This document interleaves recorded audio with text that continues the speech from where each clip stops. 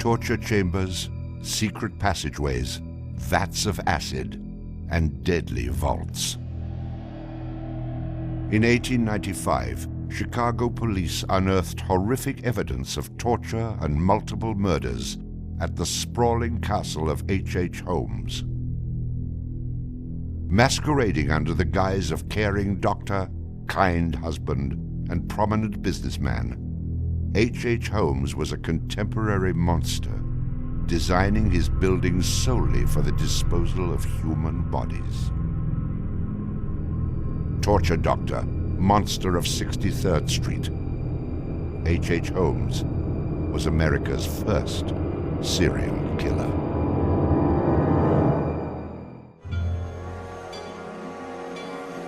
Just south of Chicago, the suburb of Englewood was thriving with commerce.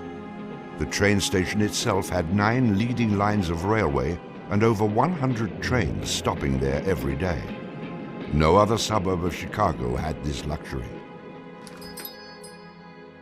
Dr. Henry Howard Holmes, a pleasure to meet you. Arriving in Chicago, Holmes finds work immediately at the E.S. Holton drugstore, located at the southeast corner of 63rd and Wallace in Englewood. Several months later, Everett Holton dies of supposed natural causes. Then Claire Holton, his wife, disappears after selling the drugstore to Holmes. Owning the drugstore, Holmes had a steady flow of cash. He would often purchase and resell goods and properties under his numerous aliases. In addition to scamming creditors, Holmes obtained his funds from other phony inventions, such as a mineral water elixir, which in reality was obtained from the city's water supply. 1888, Holmes secures a lease on the vacant property across the street from the drugstore, the southwest corner of 63rd and Wallace. It is here that Holmes will make his horrific dreams come true. He will construct a building for which the entire world will remember him. Fantasies start very young, and so what he did then was he took a step furtherance of his fantasies to make it reality. And probably, if we had done a little bit of investigation back then, we would have seen things like his plans, but not just plans for a building, because we'd expect to see architectural plans, but plans for his torture rooms. For the suburb of Englewood, the building Holmes is erecting at 63rd and Wallace is a massive construction project.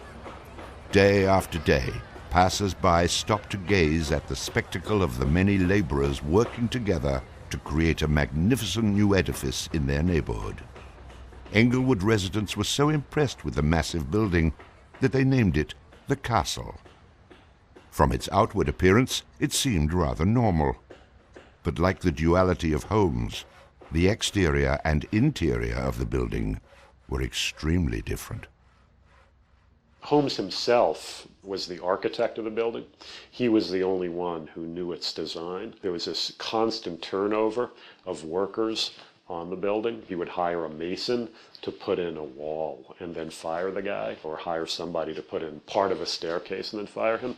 And there seemed to be several very sinister reasons behind that. One was he managed not to pay a lot of these people because he was always claiming that they were doing incompetent work. But the other, much more insidious reason was that no one except him really had a clear idea of what the structure of the interior of the house was. He had a huge bank vault installed in one of the rooms. And the way he did it was he put the vault in first while the building was under construction, and then built the room around it. And he bought this thing on credit and then refused to pay for it. The bank company said they were going to repossess the vault. Holmes said, well, come on in and do, but if you damage my building in any way, I'm going to sue you for everything you're worth. The bottom floor of the castle housed a pharmacy, jewelry store, barber shop, restaurant, and a blacksmith shop. Behind this innocent facade was a Gothic house of horrors designed by the mind of a monster.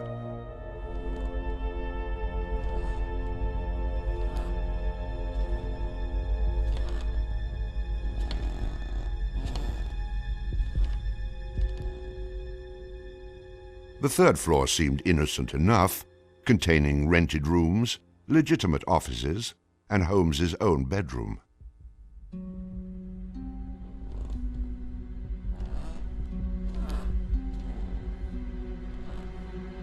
But it was the second floor that contained 35 rooms, many specifically designed as killing chambers.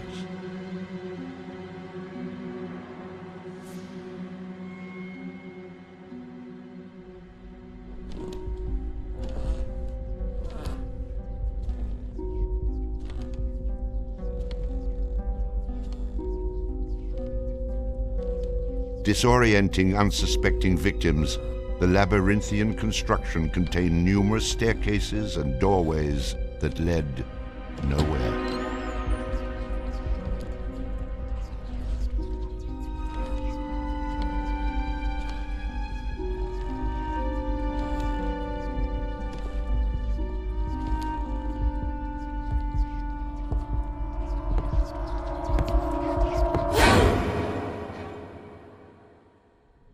For a quick method of hiding a victim's body, a concealed greased chute and trapdoor led directly into the basement of the castle.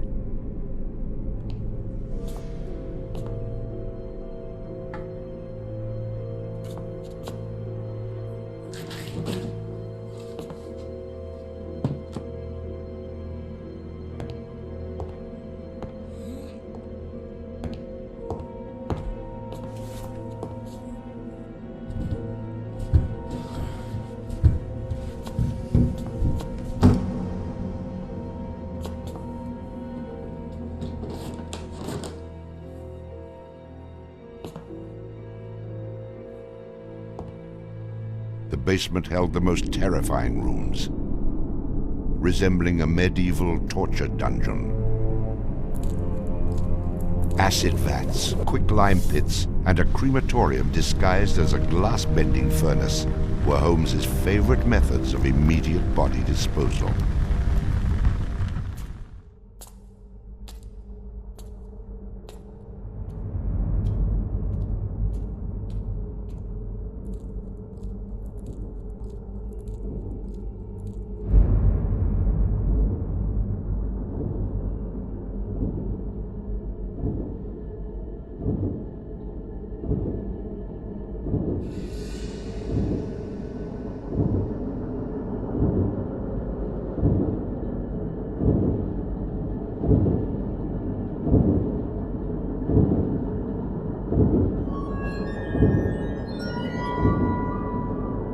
After cleaning and mounting their bones, Holmes would profit from his victims by selling their skeletons to local medical schools and universities. Holmes would make a killing in Chicago, financially and literally.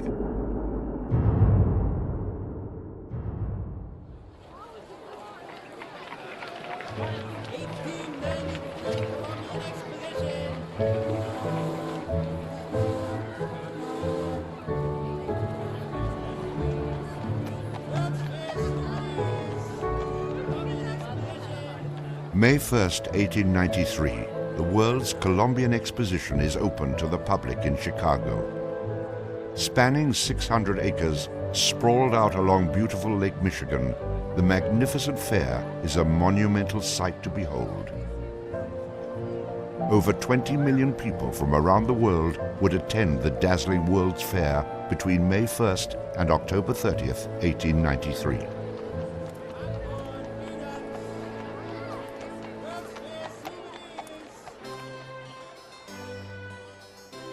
Holmes utilizes the World's Fair as the perfect opportunity to capitalize on his demented design of the castle.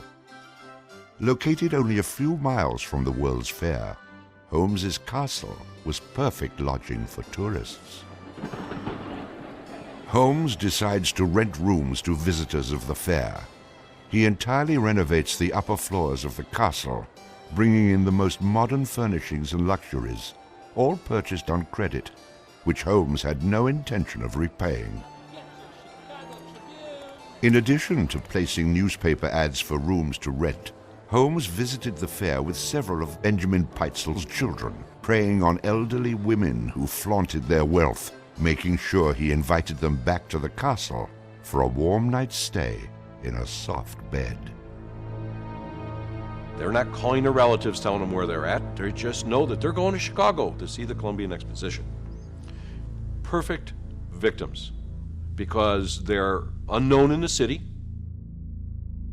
Their relatives, wherever they came from, know that they were coming to Chicago, and they never came back. Now, how do you start to find them? They don't even know where they stayed. Perfect, easy victims. I'm sure some of them got in and out of his place with no problem. And others, they walked in and they never checked out. Some of the rooms had been completely lined with asbestos to make them soundproof.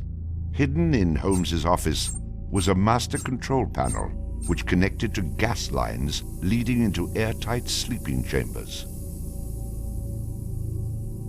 Holmes would lead his victims into the rooms, lock them in, and turn on the gas, asphyxiating them while watching their demise. Let me out! Holmes, let me out, please! Holmes! Holmes! Holmes, please!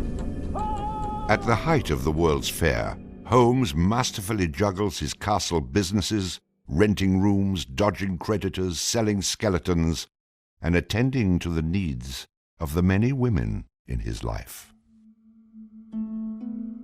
I have had many young ladies in my employ, most of whom are still living in and about Chicago, whose parents and friends know only too well that far from being their seducer, I have done much to materially help them in their narrow lives. Being a personable, attractive young doctor and businessman, Holmes won the hearts of many women throughout his life. At one point, Holmes managed to secretly have 3 wives, each never knowing of the others. In 1890, Julia Connor became Holmes's employee and mistress, living at the castle with her daughter Pearl. When she became pregnant and demanded marriage, Holmes agreed on the condition that she allowed him to perform an abortion on her. She agreed. Neither Julia nor her daughter Pearl were ever seen again. Just a week later, Holmes sold a clean, articulated skeleton to the Hahnemann Medical College for nearly $200. In 1892, Holmes acquired another mistress, Emmeline Sigrand, and employed her as private secretary. Holmes sent Emmeline into the vault to retrieve some papers and sealed it, suffocating her to death. Several weeks later, the University of Chicago acquired a female skeleton from Dr. Holmes. In 1893, Minnie Williams became Holmes's new private secretary and eventually his mistress.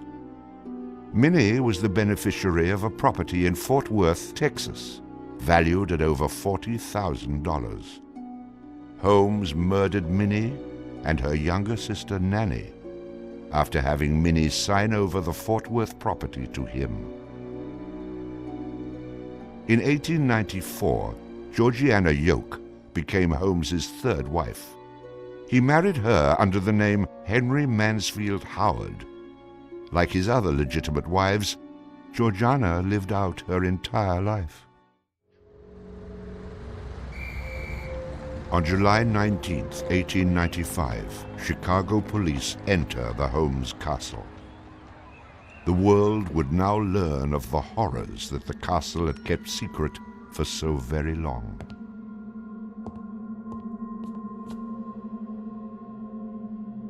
As disoriented detectives and police searched the upper floors of the castle, the true depths of Holmes's evil were waiting in the basement.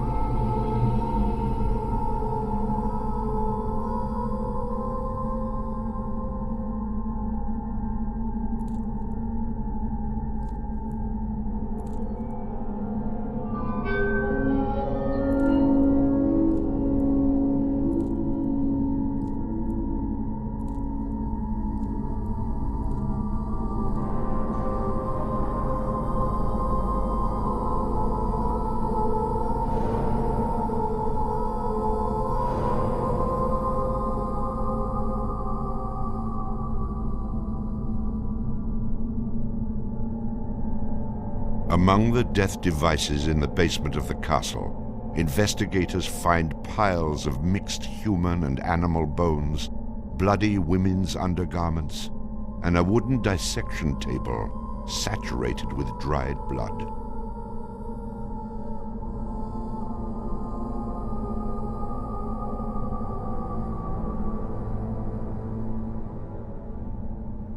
Chicago police were inundated with names of people reported missing from the World's Fair. 50 missing people were eventually traced to the Castle of Horrors.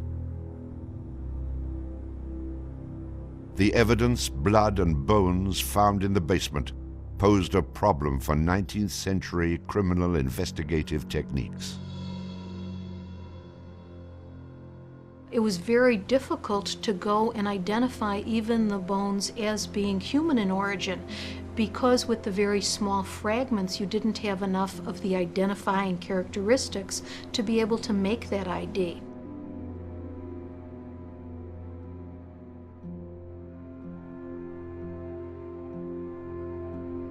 The world is now calling Holmes the monster of 63rd Street, torture doctor, and the modern Bluebeard. Overnight, Holmes transforms from arch-swindler to arch-fiend. A Chicago journalist calls Holmes a multi-murderer. The Holmes case generated this incredible amount of national attention and really international attention. Really in his own time and in America, Holmes was much more notorious and more widely known than Jack the Ripper, who was a contemporary of his.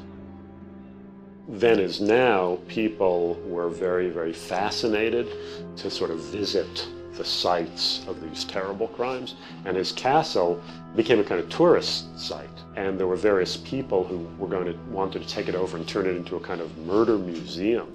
And then just before some impresario was about to make it again into this tourist attraction, it burnt down. Somebody burnt it down. I mean, it could have been, who knows, some outraged citizen who didn't want this to become some very morbid tourist attraction.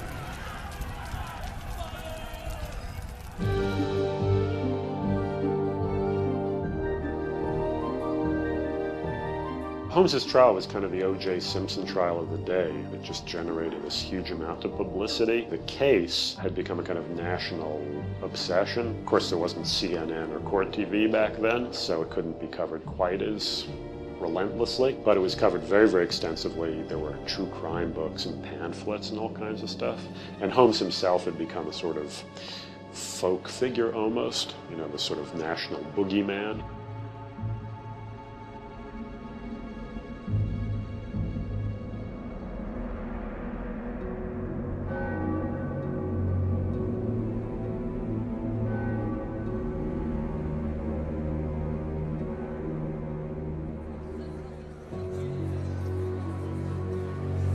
The courtroom fills for the final verdict to be read.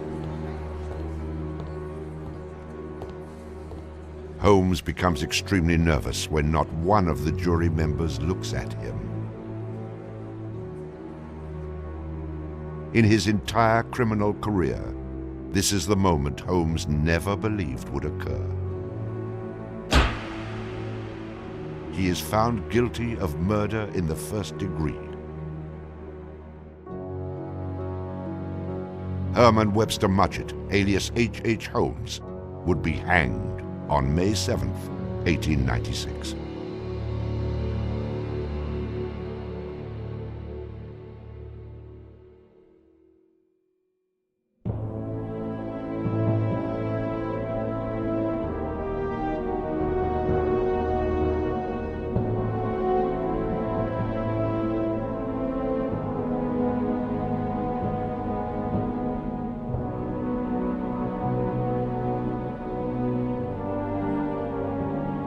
While Holmes was in jail, awaiting the execution of the sentence, he was made an offer by William Randolph Hearst, supposedly for a significant amount of money, to provide his confessions. Holmes, who had already issued about a half a dozen completely self-contradictory versions of his crimes, clearly at this point felt he had nothing to lose. He was going to die anyway.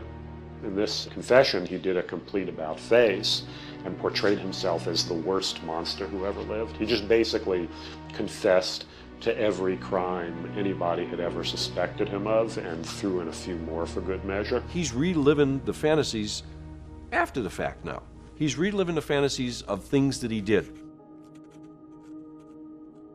She was very willing to do this, and prepared to leave the vault upon completing the letter, only to learn that the door would never again be opened until she had ceased to suffer the tortures of a slow and lingering death. The partial excavation in the walls of this room found by the police was caused by Latimer's endeavoring to escape by tearing away the solid brick and mortar with his unaided fingers. I closed the door and turned on both the oil and steam to their full extent. In a short time, not even the bones of my victim remained. It was the footprint of Nanny Williams that was found upon the painted surface of the vault door, made during her violent struggles before death. Only one difficulty presented itself. It was necessary for me to kill him in such a manner that no struggle or movement of his body should occur. I overcame this difficulty by first binding him hand and foot, and having done this, I proceeded to burn him alive by saturating his clothing and his face with benzene and igniting it with a match. As soon as he had ceased to breathe, I cut his body into pieces, and by the combined use of gas and corn cobs, proceeded to burn it with as little feeling as though it had been some inanimate object. I immediately took them to the Vincent Street house, and compelled them to get within the large trunk, through the cover of which I had made a small opening, and ended their lives by connecting the gas with the trunk. Then came the opening of the trunk, and the viewing of their little blackened and distorted faces. Then the digging of their shallow graves in the basement of the house. The ruthless stripping off of their clothing, and the burial without a particle of covering save the cold earth.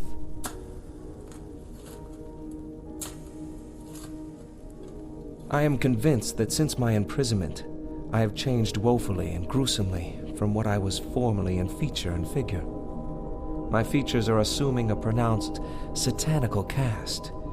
My head and face are gradually assuming an elongated shape. I believe fully that I am growing to resemble the devil.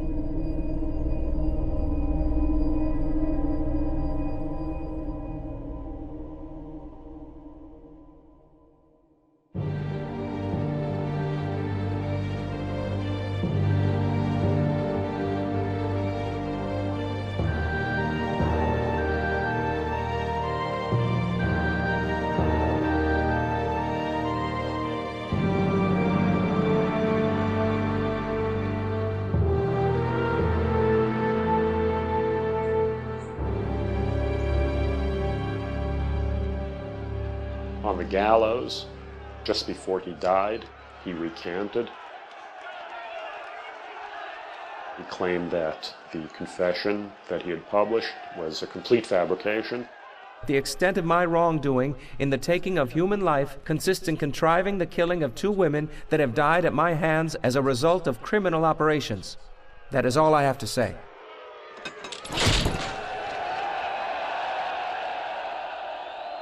H. Holmes is hanged on Thursday, May 7th, 1896, just 9 days before his 35th birthday. At 10:25 a.m., he is pronounced dead. He was very concerned that after his execution, his body would be dug up either by medical men seeking to dissect his brain and find out what made him tick, or just ghoulish sort of, souvenir hunters. And he requested that he be buried within a big slab of concrete, which he actually was. One of the things about Holmes is that nobody knows for sure how many people he actually killed. Although in my researches, which were pretty, I feel, thorough and extensive, it seemed very clear to me that he murdered at least 9 people. There have been stories that he killed 50, 100, countless people, particularly in Chicago at the height of the World's Fair.